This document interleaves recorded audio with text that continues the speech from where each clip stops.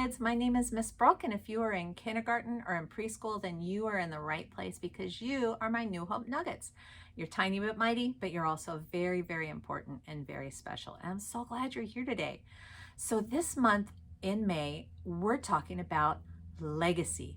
Now, have you ever heard the word legacy?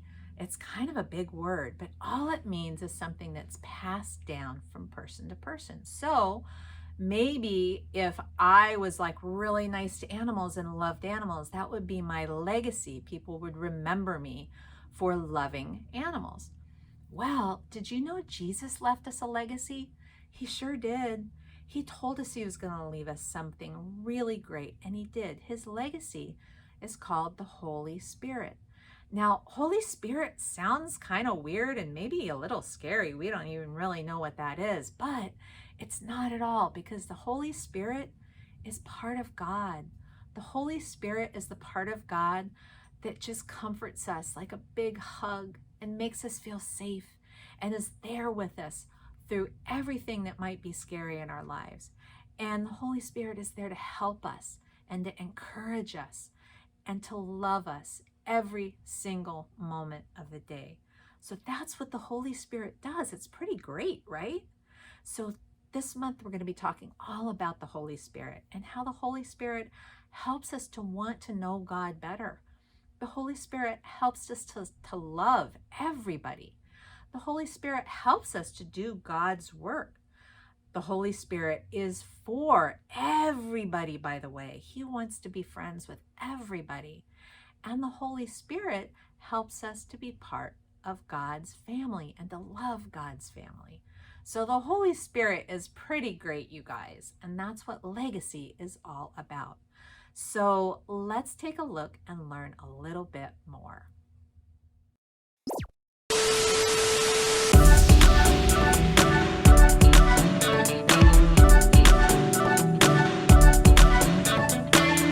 Hey, Chip! Hey, Cows! What are you up to? I'm here talking to my friends from the show. They're the best. We've hung out in my attic, learning about a legacy album. You should see my mom when she was little.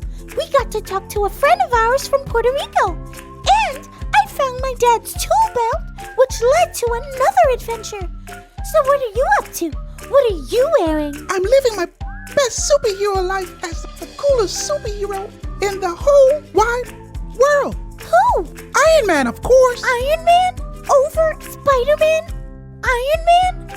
Over the Hulk? Yeah, Iron Man can do pretty much anything. I don't know, Chip. He's just a normal guy. I guess you're right. Hey, friends, what do you think? Do you think Spider-Man is the bestest superhero? Oh, Chip, what about Superman? What about him? His name has super in it. He's super strong, he can fly, he has X-ray vision. But he loses all his powers whenever there's kryptonite. True story. Well, there's gotta be a superhero with the coolest powers ever. You know what? I bet we can find the answer to that in the Bible. Hey, that's a fantastic idea, Chip. Wanna listen to today's Bible story with us? You know it. It's time for our Bible story. Today's Bible story is from Acts chapter 2. This was during the time after Jesus' greatest miracle, the time when he came back from death to life to be with everyone again. Jesus appeared to his friends in person multiple times. He told them to wait for the gift of the Holy Spirit, who would be all they needed to spread the good news of what Jesus had done. So they stayed together and they waited. Waiting is tough, isn't it? But they waited and waited. They had the greatest news ever to share it, and they had to wait to share it. That's like having the best present of all and having to wait until Christmas to open it. But then it happened. A sound like a rush of wind and what looked like tongues made of fire rested on them. They felt it. The Holy Spirit had come. And the Spirit did something wild. The Holy Spirit made it so they could speak and understand other languages. People gathered together from all over the place. And because of the Holy Spirit, they heard the good news of Jesus in their own language, and they could share the good news with each other. Some people thought that these people speaking other languages must be out of their minds. But Peter, one of the original followers of Jesus, set everyone straight. He explained that this was God's plan. He even used some ancient words from a guy from the Bible named Joel. Joel had spoken about this very moment years and years before it would take place. It was all a part of God's plan to send the Holy Spirit. Pretty cool, huh? The coolest thing was this. Because of the power that the Holy Spirit gave them that day, one thing became very clear beyond any doubt. This gift is not meant just for a few people. The Holy Spirit is for everyone.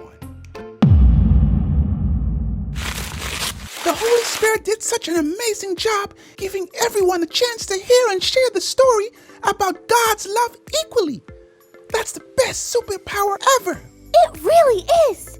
And today's Bible story showed us that anyone can have the Holy Spirit. The Holy Spirit is for my mom. The Holy Spirit is for our friends in Puerto Rico. The Holy Spirit is for everyone who needed help after a storm. The Holy Spirit is for my friends at school. The Holy Spirit is for everyone. What a legacy! Do you know what the word legacy means, Chip? Isn't that some kind of toy? Chip, I think you're thinking of Lego City. A legacy is something you hand down from one person to the next. Oh, cool. Wait, I don't get it. It could be anything? Yeah, but usually they're good things, like something precious or valuable in your family. Sometimes it's things that make you a better person, like kindness and love. Okay, so when you say the Holy Spirit is a legacy, you're saying the Holy Spirit has been given to all of us by God? That's exactly right, buddy. Wanna play superheroes now? Absolutely. Hey, Chip, have you ever met a superhero with the Holy Spirit? I don't think so. Well, you have now. It's me. Whee! Whee! The Holy Spirit is for everyone. Did you hear that? The Holy Spirit is for you, and you, and you, and you. See you next time, buddies. Keep growing with our legacies. Peace.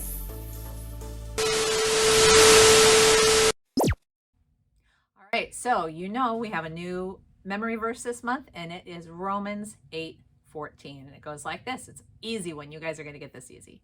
For those who are led by the Spirit of God are the children of God. So all that's saying is that for those of us that follow God's Spirit, the Holy Spirit, we are part of his family. We are children of God. So let's say that together. Romans 8:14. For those who are led, so those, we're just going to kind of point out there, all you people out there, for those who are led, put your fingers like this and just move out. For those who are led by the Spirit of God, Holy Spirit is like this, put our fingers like that and like that. Okay, so for those who are led by the Spirit of God are the children of God. And for children, we just kind of pretend we're patting children on the head. Okay, so say one more time together. All right, Romans 8:14. For those who are led by the Spirit of God are the children of God. All right, guys, that's our memory verse for this month. I will see you next week for more New Hope Kids Online. Don't miss out. It's going to be great, and I hope you have a great week. Bye.